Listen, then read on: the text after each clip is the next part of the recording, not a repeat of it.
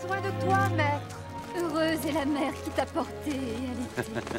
Heureux plutôt ceux qui écoutent la parole de Dieu et qui l'observent.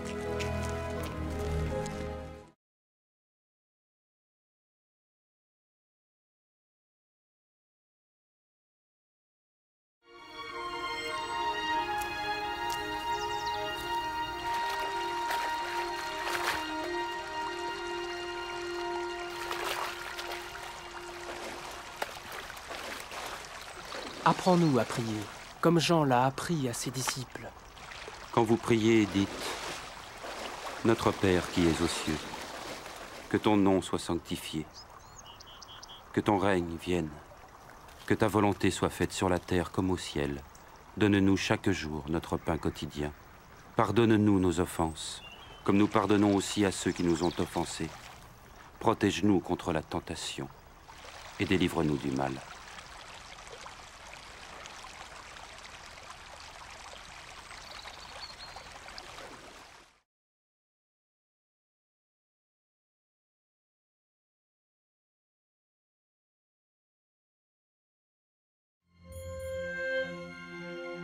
Dans les Saintes Écritures, Dieu déclare que le Messie viendrait pour être le sauveur du monde. La vie de Jésus prouve qu'il est bien celui dont les prophètes avaient parlé. Ésaïe a prophétisé que la Vierge deviendrait enceinte et qu'elle enfanterait un fils. Des siècles plus tard, la naissance de Jésus accomplissait cette prophétie.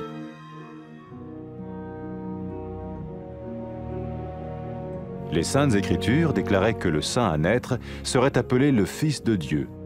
Cela signifiait que Jésus serait le Fils de Dieu au sens spirituel et non au sens physique. Nous le voyons par sa manière de vivre.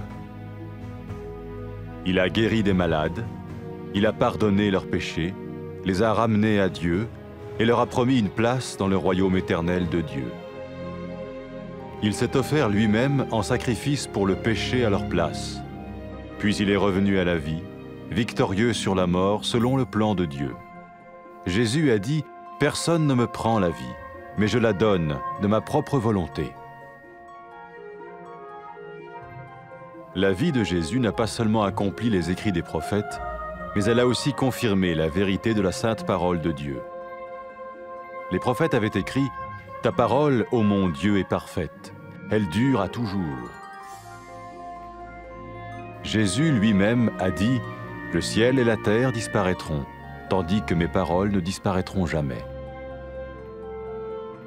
Jésus est venu pour nous donner la vie dans toute sa plénitude. Mais quand l'homme a désobéi à Dieu dans le jardin d'Éden, il a choisi sa propre voie et ses actions l'ont séparé du Créateur.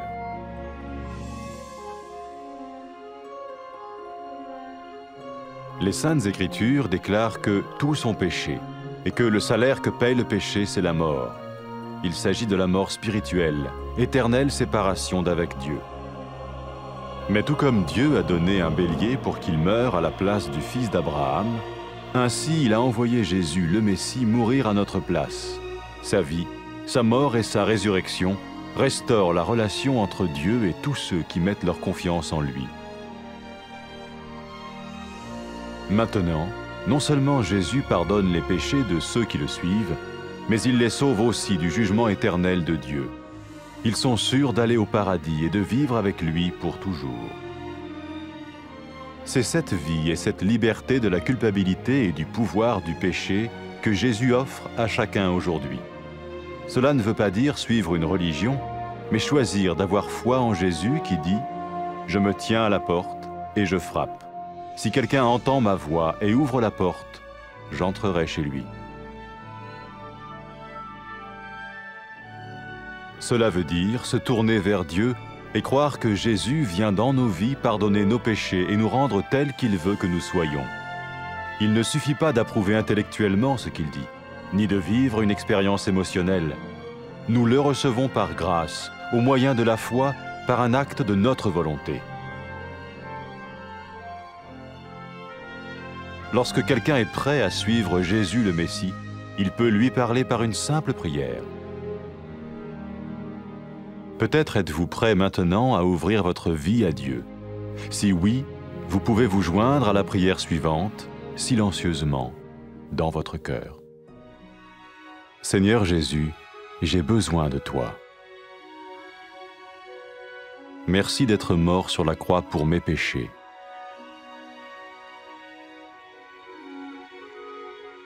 Je confesse mes péchés et je m'en repens.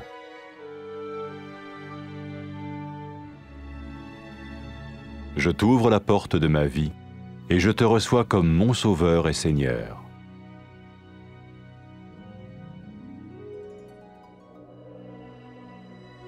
Merci de me pardonner mes péchés et de me donner la vie éternelle.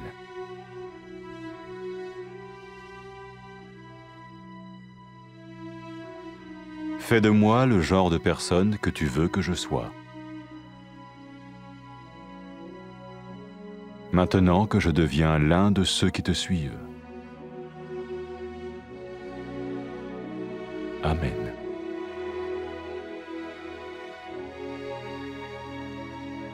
Jésus a dit à propos de ses disciples, « Mes brebis écoutent ma voix, je les connais et elles me suivent. » Pour expérimenter la vie en abondance promise par Jésus, ceux qui le suivent parlent à Dieu chaque jour dans la prière et lisent ou écoutent sa parole. Ils parlent de lui à d'autres personnes et rencontrent régulièrement ceux qui l'aiment et le suivent. N'oubliez pas sa merveilleuse promesse. Tout pouvoir m'a été donné dans le ciel et sur la terre. Et sachez-le, je vais être avec vous tous les jours, jusqu'à la fin du monde.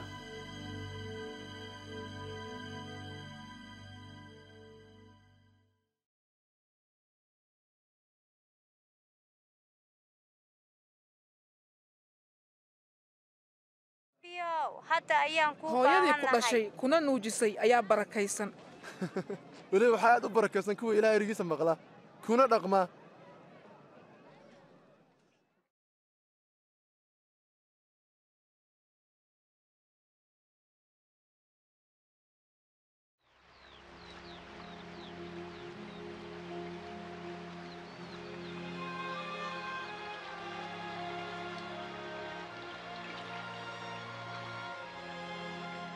sayidow nabar sida loo tukado siduu nebi yaxya xertiisa u baray tukashada markaad tukanaysaan dhaha aabbahayga jannada ku jirow magacaaga ha la sharfo boqortooyadaaduna ha soo degato doonistaada siday jannada ku tahay dhulkana ka yeel nasiib maalin walba kibis maalmeedkayaga dembigayaga naga cafi sidaan annaguba u cafinno kuwa noo qaamaysan ha nagu eegin jiribaadda laakiin naga badbaadi sharta shayddaanka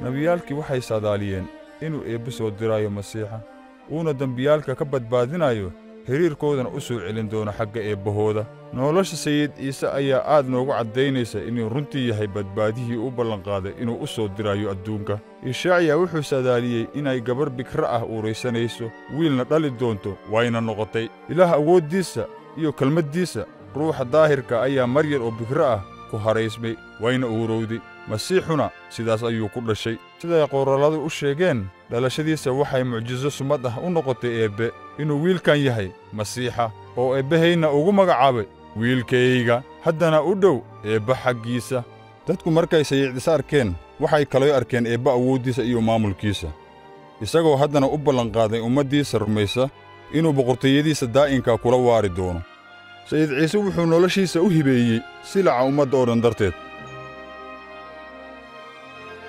kadibna wuu soo sara kacay runtii taas waxay caddaysay inuu ka guulaystay geerida duubanaha ciise masiix wuxuu yidhi waxaan leeyahay awood noloshayda aan ku hibeeyo kulana soo sara kaco nolosha ciise masiix waxay ku rumowday sidii nebiyaalkii hore u saadaaliyeen waxay caddaysay inay run tahay ereyga eebbe oo waxba lagama beddelin siday nebiyaalku hore u caddeeyeen rabbiyow ereygaagu waa dhab oo waa daa'im sayid ciise wuxuu yidhi cirka iyo dhulka way dhammaan doonaan laakiin ereygaygu ma dhammaan doono eebbe markuu dhulka uumay aadan iyo xaawa si ay ula nooladaan uguna renreeyaan eebbahooda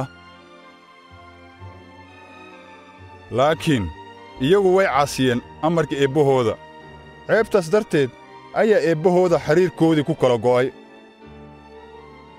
qoraalladu waxay caddeeyeen in bini'aadanka oo dhan dambaabaan oo abaalkoodu yahay dhimasho dembiilayaashu xiriir lama laha eebbaha quduuska ah laakiinse sida eebbo ugu keenay wan kuna beddelay wiilkii nebi ibraahim innagana eebba duubanaha ciise masiix wuxuu inoogu soo diray inuu dembigeenna loo hibeeyo uuna dhinto beddelkeenni noloshiisa dhimashadiisa iyo sarakaciddiisa waxay dib u soo celinaysaa xiriirkii u dhexeeye eebbe iyo ummaddii rumaysa sidaas awgeed kuwa ciise masiix xertiisa noqda waxay ka badbaadayaan ciqaabta naarta daa'inka ah eebbahoodana kula waarayaan jannada sayid ciise xertiisa wuxuu ku yidhi daraadday qurmaha oo dhan ugu naadiya farriinta wanaagsan inuu eebbe u dembi dhaafayo kuwa dembigooda ka toobadkeena oo aniga i rumeeyo sayid ciise masiix wuxuu kaloo xertiisa u ballanqaaday inuu soo diraayo ruuxa quduuska ah si uu u tuso jidka toosan uuna siiyo awood ay ugu dhaqmaan jidka eebbe markay naagtii dembiilayda ahayd noqotay xertii ciise masiix wuxuu ku yidhi dembigaaga waa la cafiyey waana lagaa badbaadiye waayo anigaad igu kalsoon tahay weliba sayid ciise wuxuu kaloo yidhi haddii ay dadku eebbe aad u jeclaadaan waxay caddaynaysaa in dembigooda la cafinaayo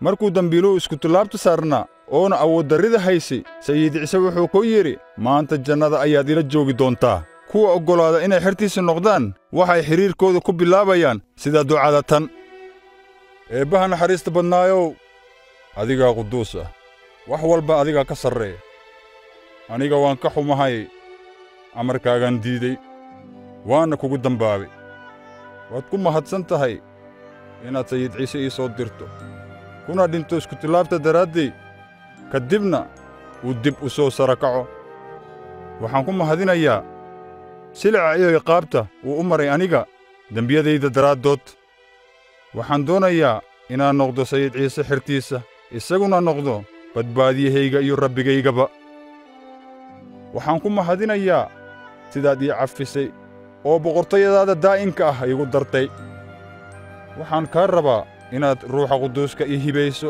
oo aad jidka xirnimadaada ii tusto ruuxa quduuska ah ha i siiyo awood uu qalbigayga kugu jeclaado oo aan ku noolaado nololaad raalli ka tahay oo ummadaha oo dhan ku ammaanaan meel kasta dunida ay joogaan aamiin sayid ciise xertiis wuxuu u sheegay laxdaydu codkaygay maqashaa waan aqaannaa iyaguna waa i soo raacaan sayid ciise masiix xertiisa way kulmaan maalin kastana way la hadlaan waxayna bartaan qoraallada eebbaha waxay ku dhaqmaan jidka sayid ciise waxayna u naadiyaan farriinta wanaagsan kuwa kale sayid ciise masiix wuxuu xertiisa ku hagaa kuna dhiirigeliyaa jidka toosan kuna hibeeyaa awoodda ruuxa quduuska ah waxay maankooda ku hayaan murtida duubanaha sayid ciise masiix xertiisuna wuxuu u ballanqaaday markuu daruuraha sare ugu kacay isagoo leh eebbahay wuxuu i siiyey awood buuxdo taa jannada iyo dhulkaba lagu maamulo